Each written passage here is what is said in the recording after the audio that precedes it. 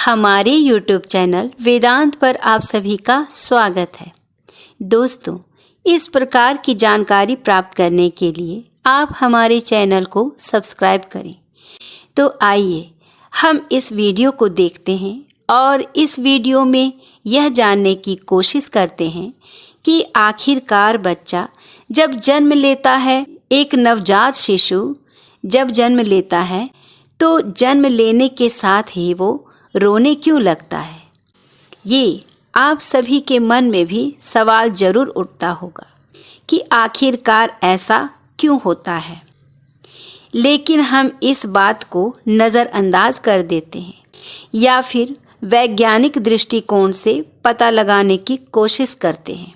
इस वीडियो में हम आपको वैज्ञानिक दृष्टिकोण तो बताएंगे ही, साथ ही साथ हम आपको ये भी बताएंगे कि सनातन धर्म के अनुसार ऐसा क्यों होता है और एक बच्चे का रोना जन्म के साथ ही क्यों ज़रूरी होता है।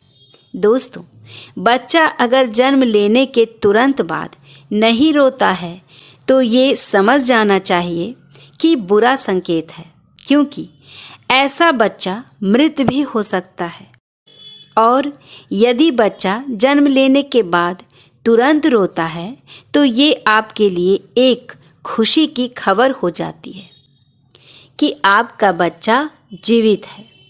वैज्ञानिक दृष्टिकोण के अनुसार बच्चे के फेफड़े में एमनियोटिक्रिस फ्लूइड रहता है।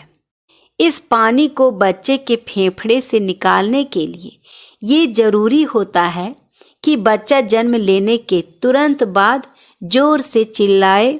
बच्चे के चिल्लाने की वजह से ही ये द्रव्य पानी बच्चे के फेफड़े से बाहर निकलता है और बच्चा सांस लेने के काबिल हो जाता है। और अगर बच्चा जन्म लेने के बाद नहीं रो रहा है तो इस द्रव्य पानी फेफड़ों में होने की वजह से बच्चे को ऑक्सीजन नहीं मिलती है। इस वजह से बच्चे की मौत भी हो सकती है। तो ये तो था वैज्ञानिक कारण। अब आपको बताते हैं कि हिंदू धर्म शास्त्रों में इस बारे में क्या कहा गया है।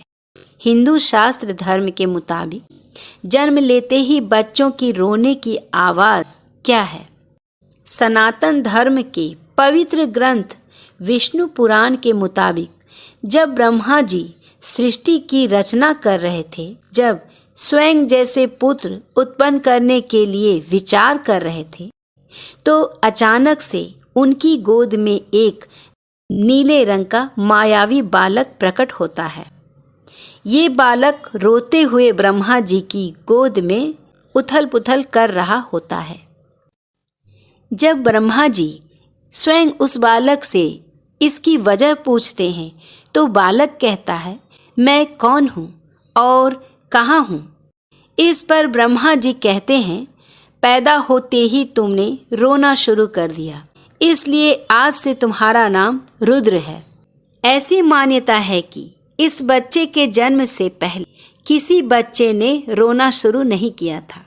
बस तभी से जन्म के बाद बाकी बच्चे भी रोने लगे। और हमारे हिंदू शास्त्रों के अनुसार ऐसी पौराणिक मान्यता बन गई कि जन्म के तुरंत बाद बच्चे को रोना चाहिए। एक बच्चा जब माँ के गर्भ से निकलकर पहली बार की दुनिया को देखता है तो रोना शुरू कर देता है। ऐसा इसलिए होता है, धरती के आने के पश्चात उसे लगता है कि वो कहाँ आ गया है।